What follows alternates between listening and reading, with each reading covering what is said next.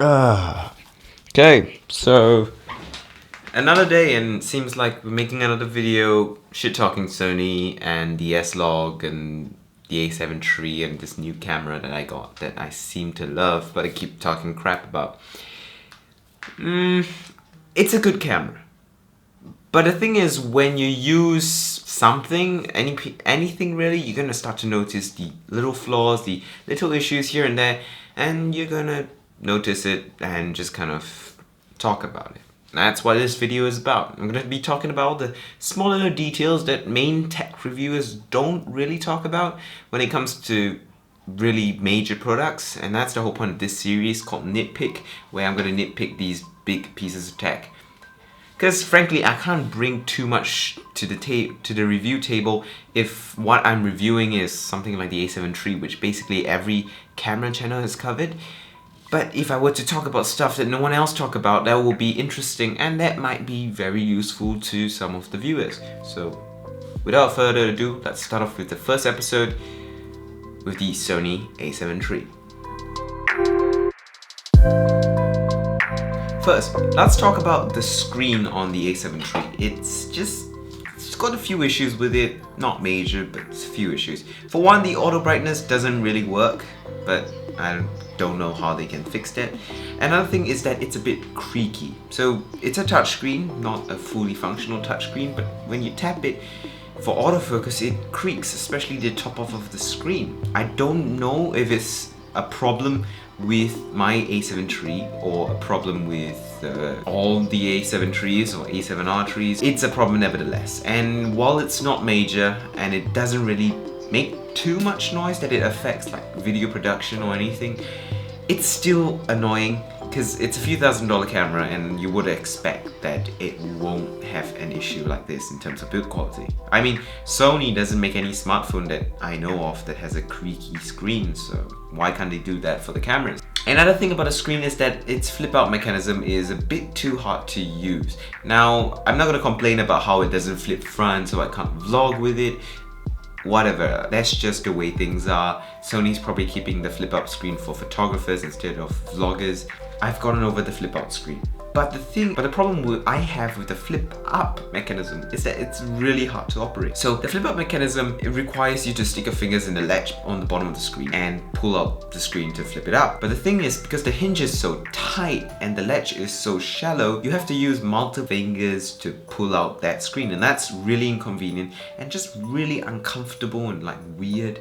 And also, if you were shooting your photos halfway through and you wanted to pull out the screen, it would be quite troublesome, and that's not a good thing obviously if you're trying to shoot as fast as possible and you don't want to miss the moment. And that's not a good thing obviously because it's so like inconvenient. Another thing is the buttons. They're all quite stiff, they're not tactile, they're not satisfying, there's no like audible click for basically every single button. They're very stiff, very mushy, you don't really know if you press them or not unless you're looking at the screen. And so in cases like where you can't really see the buttons, where you can't actually see the screen, having those mushy buttons are going to be a super big nightmare and just not a good thing in general, which is not nice obviously. Another thing is that the joystick button is particularly stiff. So most buttons are quite stiff, but the joystick button where you press down the joystick is actually extra stiff, and that's not a good thing. So if you're shooting photos, I set the joystick button as AF on because the AF on button is too far away, so my back button focus is set as the joystick center button,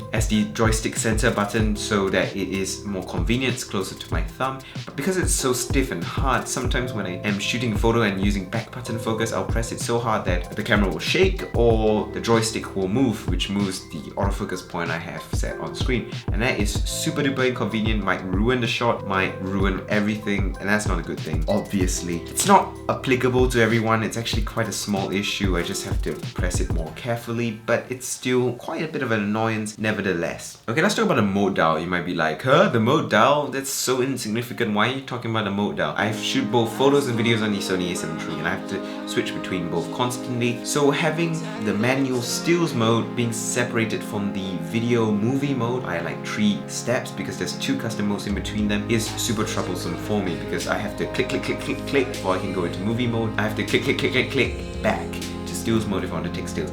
That's troublesome, that wastes time, that's inefficient, and it's just plain inconvenient. If they could move the custom mode elsewhere, that would be so much more convenient. So you might be like, why don't you just shoot movie while in manual mode? Because you can just hit the record button and still shoot food videos in a still photo mode. Well, the problem is the settings from video mode don't carry over to the still mode. So say your still mode is set at 200th of a second shutter speed because you want some fast action. But you switch to video mode, but you press that record button and you start shooting video, it actually maintains at 200th of a second shutter speed, which is super crappy because that would cause the video to be very choppy, not that great for like motion blur and stuff. Usually when you're shooting say 25 FPS, you want to be shooting at 1/50th of a second shutter speed, and if you set that in movie mode, you can have that stick. It won't apply to if you're shooting. But if you're shooting say manual mode and you have certain movie settings, it will just take the still photo settings and apply them to to your video mode instead of actually defaulting to your movie mode video settings, which it sounds confusing, but that's just the way it is. It just doesn't want to stick to movie mode settings and still settings. There's no like dual settings. It just sticks to whatever mode you're on, and I think that's really stupid, because that means you can't like preset a mode that you can use for a particular environment and just straight up hit record and not have to worry about switching settings like halfway through the video clip and wasting time with it and resetting everything. It's just stupid. I'm gonna stop talking about it now, but yeah, you get what I mean. On top of that, the mode dial's on the right. So it seems really small that it's on the right, but it's just a kind of a dumb ergonomic design, because the mode dial is something that I access very often, and having on the right is just kind of inconvenient. So I'm gonna use my Canon A7iii to demonstrate what I mean here. It's got a mode dial on the left, but assume the mode dial's on the right over here, alright? So you're taking a photo, your left hand's underneath the lens, your right hand's on the grip, and you want to switch mode between photo and video, which is not a problem on Canon because you just have to click a switch at your thumb. So convenient. So what do? You actually have to use your left hand from under the lens. Instead of switching the mode dial, which is on the left, you switch it on the right, which means you have to reach over your viewfinder. And what if you have like the Rode VideoMic Pro here, which is sticking out? You have to reach over that as well, and that's super inconvenient. Either that or you have to like reach behind. It's just convenient and a mess, and it's just unergonomic. Say you use your right hand to switch the mode dial. You have to shift your weight to your left hand before switching the mode dial and then switching back. That's so inconvenient. In my opinion, it's just a stupid waste of time. And sometimes if you're switching your hands around and you don't have like a neck strap or anything, you're gonna drop your camera. That's a lot of damage if you drop the camera. It's not what you want. It's just a stupid ergonomic design. It's very small, but it's still like pesky and annoying. It's just problematic overall. Now I'm gonna stick with the A7iii here because I'm gonna demonstrate another thing. I'm gonna talk about lens attachment. The E-mount is the dumbest thing I've ever seen designed. So if you look at other camera brands, basically everyone's got their lens mount release here. Olympus, the Micro Four Thirds mount, the Nikon mounts, Canon mount, they all have the release latch button on the left. Okay, Sony E-mount has it on the right. If you don't see a problem already, let me point it out for you. You see, there is a grip in the way of the lens release when you put it on the right. It's in between the lens and the grip, and it gives you this much space to reach for the lens release. Canon has it on the left so that your left hand, which is holding the lens, can easily hit the lens release. You can easily remove the lens. You don't have to stick it in like tight gap or anything. It's super convenient. Everyone else does this so that it's super easy to reach, just like the mode dial on the left. But Sony, it's on the right. It's on the right of the lens, which means you have to stick a finger in between the grip and the lens to release the lens, and before you can take it out, or you have to use your right hand and you have to kind of fiddle around with it because the grip sticks out on the A7 III. And if you say you've got an additional grip on there, it's even worse. And not to mention, this makes it super duper inconvenient to change a lens. Really, you have to like reach for it and mess around with it before the lens comes off. It's an absolute nightmare. It's just a stupid ergonomic problem. Actually, I don't think it's a problem they can't fix, because if they just implement some mechanism, I'm sure they can move the latch to the other side of the lens mount. No problem at all. I mean, there are a lot of smart people at Sony, and I'm sure they can. Another thing I have with the lens mount is that the marking is just stupidly placed. Like, what the hell? So everyone's got the top marking, the top center marking to like align your lens, you know, so that you can put it in. Sony decides to put it off center like the APS-C lens marking of Canon, which is kind of stupid because when you take your lens and you hold it up, you're gonna basically face the center towards you, am I right? And you're gonna align it with your body with thing facing upwards, am I right? So you align it with the camera body, then you realize the lens marking on the E-mount is actually off center. So you have to turn it once and then you have to push it in and then you turn it again before you can insert the lens. What the hell? Who the hell was thinking of the E-mount? I'm sure there's probably some stupid patent thing that prevented them from putting the marking at the top, but seriously, who thought of the E-mount? Because the lens release between this problem of the lens marking and the lens release, it's clear to see some stuff wasn't thought out clearly and maybe Sony was rushing into the market. But then again, they're never gonna change the mount because they've invested so much into it, it would be stupid to do so now. I'm sure there are fixes for this though, so why can't Sony do it? There are also many other small issues that I really don't want to talk about too much because it's been a long video already. So the front dial for like switching settings, it's super stiff and really hard to use. I don't get it why it's so stiff. I understand they don't want you to accidentally hit it, but the thing is it's kind of out of the way anyway, so I won't worry about it. I'd rather have an easier button. Another thing is that why can't the like mechanical shutter close down when you turn off the camera?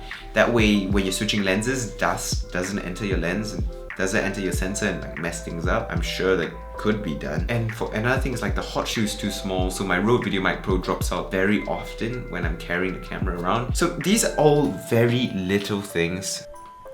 So there were so many nitpicks I had with the A7 III that I couldn't list it all on video. Actually, I just forgot, so I gotta do it in a voiceover. Let's do it real quick.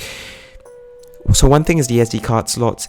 They are reverse orientation to basically every SD card reader out there. Like I have to flip it every time I put in an SD card because I kind of forget. And on top of that, the viewfinder, it activates too easily. So when you put something in front of viewfinder, it blacks out the screen, am I right? When you're like touching the screen and stuff, you tend to like activate that viewfinder, which turns off the screen, makes everything super duper inconvenient. I think that's hella stupid. You might be like, oh, these are the nitpicks, look at this guy. But that's the whole point of this video series. I want to point out the really small things that basically cause pesky annoyances in day-to-day use of all these pieces of tech. And the thing is, you might be like, oh, that doesn't affect me, that's not really important to me, but the thing is, small attention to detail is what separates really high-end tech from each other. At the really high end, you know, you're gonna get the same kind of performance. It's small ergonomic changes that make quality of life improvements that determine which camera you should get. And sometimes these small little nitpicks that one might think is insignificant would end up being like a deal breaker for someone else. Like hell, someone switches between movie mode and still mode non-stop, that they have to get something that doesn't create so much trouble, like a Canon camera, which has this switch over here that allows you to switch between movie and stills mode like instantly.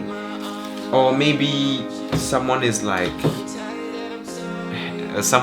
planning to mount like 5 things on their hot shoe with like a hot shoe expander, and that super small hot shoe is not going to work for them because anything they mount will be too small, and anything they mount will just drop off because the hot shoe is too small.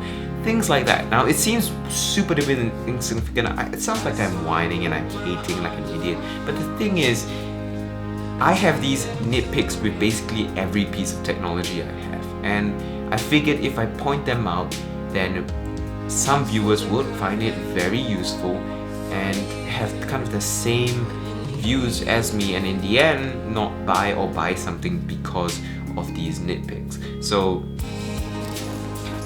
I guess that's it for the video. I hope you guys enjoyed this first episode in hopefully a long series of nitpicks. Definitely came off as a bit of a whiny piece of shit, but whatever.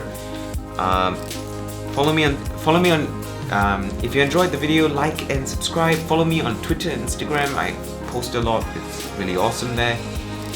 And thank you all so much for watching. See you guys next time.